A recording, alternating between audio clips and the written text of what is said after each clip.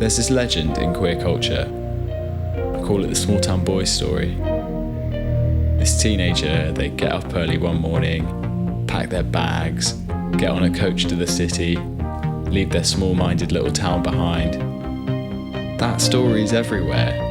There are books about it, there are songs about it. It's a rite of passage and it's important, but it's like the world is saying, in a really roundabout way, the countryside is no place for queer people. And I'm not sure how true that is. I'm like a proper country bumpkin. I have the accent, I'm not a city person.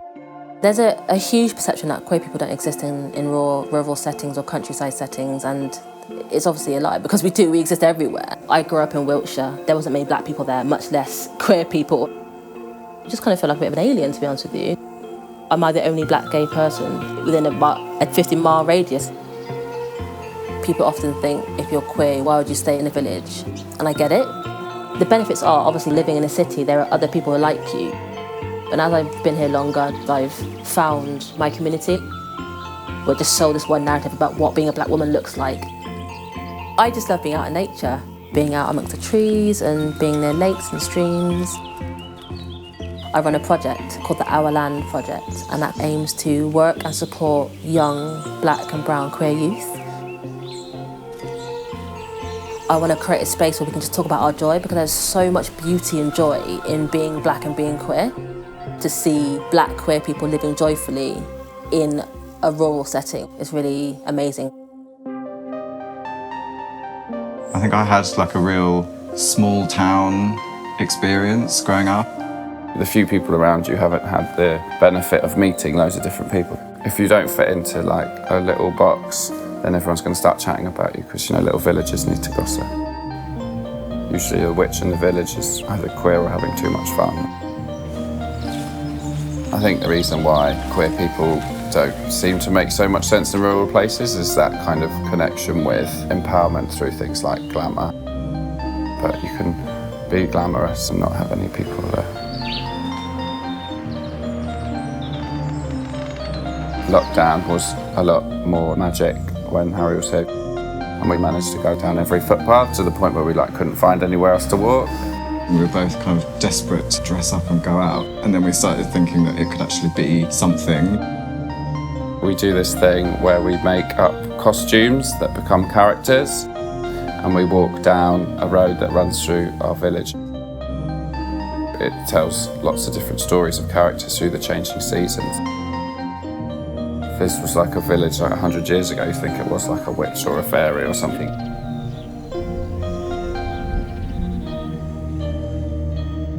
Harry says a lot of his life he's felt like an alien, and I felt like a ghost. But maybe the ghost and the alien belong on Hollow Road. If you'd said to 13-year-old me, one day you'll grow up and you'll marry a man in your parents' garden, I'd have said, no chance. No, it's not going to happen. I don't want to marry a man anyway. What are you talking about? But it was honestly the best day of my life. It's a very common thing, whether you're gay or straight, in the farming world, just not being able to talk, not being able to communicate effectively. I think a lot of the fear and a lot of the homophobia was internalised, it's because I was terrified of what people were going to think about me if I came out. Growing up during the 80s, you've got the AIDS epidemic, Section 28, you just could not talk about it. And then I came out and 95% of people just didn't give a shit. London just wasn't really for me. Too many people, nowhere you can really go to be truly on your own. I feel deeply rooted to this place. You see certain views that just open up, and it just suddenly makes you feel freer. It's like just a nice warm blanket, makes me feel totally safe. Feel like you're the only person in the world just for 30 seconds. It's a lovely, lovely feeling. I love living in the city, but I think it felt like I had a deficiency of nature. I really need that in my life.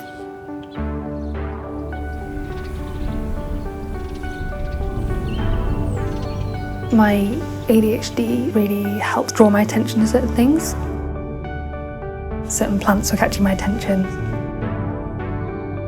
I personally think it's because they have like things to share with me. I guess I feel at home when I'm in nature. Nobody is judging you and no one is like assuming what gender you are. I don't have to be my body, if that makes sense. Are there a lot of queer people around here? Yeah. The most memorable figures from my upbringing are all queer. I do think there is this real sort of come as you are spirit in the countryside. I don't feel like my queer identity plays in. People treat you based on the things that you do for the community and for the people around you, more than any more intransient aspect of your identity. In the countryside, I feel like I can breathe out.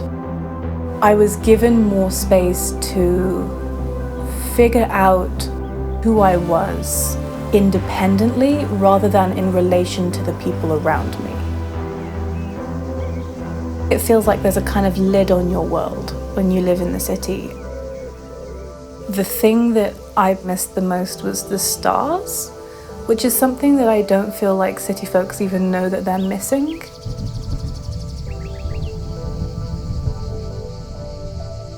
I think we're in one of these areas where it's like a total absence of light pollution, and the stars are pretty special. We used to have a flat roof in our old house, and I would spend some nights, especially in the summer, out on the flat roof.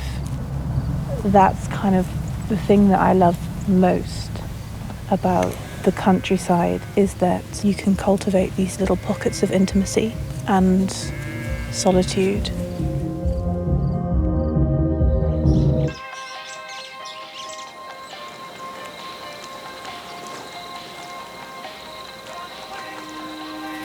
My favourite place to go is swimming in the lakes. You have this calm sense because you know that if you're crumbling on the surface, you can just reach downwards. So you really have this feeling of being very held. My relationship with the landscape around here is always evolving. It's made up of 5 valleys, so everything's hidden away in kind of these secret nooks. It's quite wild, really wobbly and bobbly. It's really doing its own thing. There's definitely not much of a dating life in the countryside, but in a way, my community here feels much stronger. People have more space to be themselves, and the queer people I know take up a lot of space.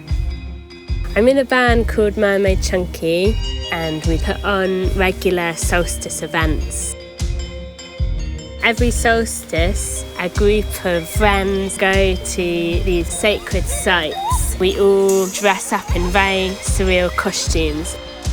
They're very much spaces for queer people and women and non-binary people.